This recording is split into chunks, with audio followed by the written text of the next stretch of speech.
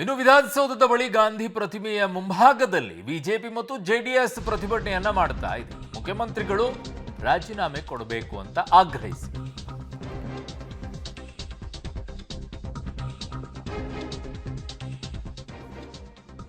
ವಿಧಾನಸೌಧದ ಗಾಂಧಿ ಪ್ರತಿಮೆಯ ಮುಂಭಾಗ ಪ್ರತಿಭಟನೆಯನ್ನ ಮಾಡ್ತಾ ಇರೋದು. ಬಿಜೆಪಿ ಶಾಸಕರು, ಪರಿಷತ್ ಸದಸ್ಯರು ಪ್ರತಿಭಟನೆಯನ್ನ ಮಾಡ್ತಾ ಇದ್ದಾರೆ. ದೋಸ್ತಿಯಿಂದ ನಡೀತಾ ಇರುವಂತಹ ಪ್ರತಿಭಟನೆ ಇದು. ಜೆಡಿಎಸ್ ಶಾಸಕರು ಕೂಡ ಅದರಲ್ಲಿ ಭಾಗಿಯಾಗಿದ್ದಾರೆ. ದೃಶ್ಯಾವಳಿಗಳನ್ನು ನೋಡ್ತಾ ಇದ್ದೀರಾ. ಇದು ಬಿಜೆಪಿ ಮತ್ತು ಜೆಡಿಎಸ್ನವರು ಬೆಂಗಳೂರಿನ ವಿಧಾನಸೌಧದ ಗಾಂಧಿ ಪ್ರತಿಮೆಯ ಮುಂಭಾಗದಲ್ಲಿ ನಡೆಸ್ತಾ ಇರುವಂತಹ ಪ್ರತಿಭಟನೆ. ಮುಖ್ಯಮಂತ್ರಿಗಳು ರಾಜೀನಾಮೆ ಕೊಡಬೇಕು ಅಂತ ಆಗ್ರಹಿಸಿ ನಡೀತಾ ಇರುವಂತಹ ಪ್ರತಿಭಟನೆ ಇದು. ಈಗ ನಮ್ಮ ರಾಜ್ಯದ ಕಾಂಗ್ರೆಸ್ ಪಕ್ಷಕ್ಕೆ ನೀಡಲೇಬೇಕು.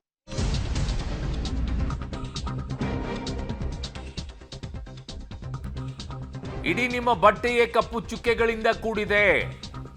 ಸಿದ್ದರಾಮಯ್ಯ ಶುದ್ಧರಾಮಯ್ಯ ಆಗಿ ಬನ್ನಿ ಅಂತ ಮಾತನಾಡಿದ್ದಾರೆ ನಾಯಕರು.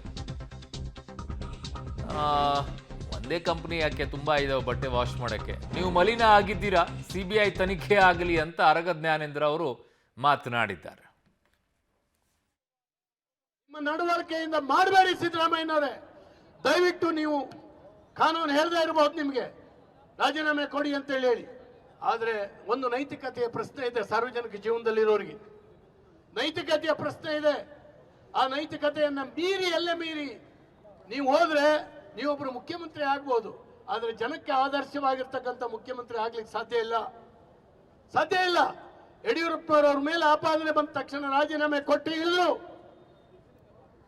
ರಾಜಭವನವನ್ನ ಅವತ್ತು ನೀವು ದುರುಪಯೋಗ ಮಾಡ್ಕೊಂಡ್ರಿ. ರಾಜಭವನವನ್ನ ಕಾಂಗ್ರೆಸ್ ಆಫೀಸ್ ಮಾಡ್ಕೊಂಡಿದ್ರಿ ನೀವು. ಇವತ್ತು ನಾವು ಹಾಗೆ ಮಾಡಲಿಲ್ಲ. 3 ಜನ ಇತರೆಯವರ ಕಂಪ್ಲೇಂಟ್ ಆಧಾರದ ಮೇಲೆ ರಾಜ್ಯಪಾಲರು ಪ್ರಾಸಿಕ್ಯೂಷನ್ಗೆ ಅನುಮತಿ ಕೊಟ್ಟಿದ್ದಾರೆ. ನೀವು ಕಾನೂನು ಹೋರಾಟ ಮಾಡ್ರಿ, ನೀವು ತಪ್ಪಿತಸ್ಥರ ಅಲ್ಲ ಅಂತ ಹೊರಗೆ ಬನ್ನಿ. ಸಿದ್ದರಾಮಯ್ಯ ಶುದ್ಧರಾಮಯ್ಯ ಆಗಲಿ, ನಮಗೇನು ತಕರಾರಿಲ್ಲ. ಆದ್ರೆ ನೀವು ಗಲೀಜು ರಾಮಯ್ಯ ಆಗಿದ್ದೀರಿ ಈಗ. ಆದ್ರಿಂದ ಸರ್ಫ್ ಹಾಕಿ ತೊಳ್ಕೊಳ್ಳುವಂತ ಅವಶ್ಯಕತೆ, ಕೊಚ್ಚಲ್ಲಿ ಬಿದ್ದು ಒದ್ದಾಡ್ತಾ ಇದ್ದೀರಿ. ಹಾಗಾಗಿ ಇವತ್ತು ನೀವು ಶುದ್ಧವಾಗಿ ಹೊರಗೆ ಬರುವಂಥದ್ದು ರಾಜ್ಯದ ಜನತೆಯ ದೃಷ್ಟಿಯಿಂದ ಒಳ್ಳೆಯದಾಗಿದೆ.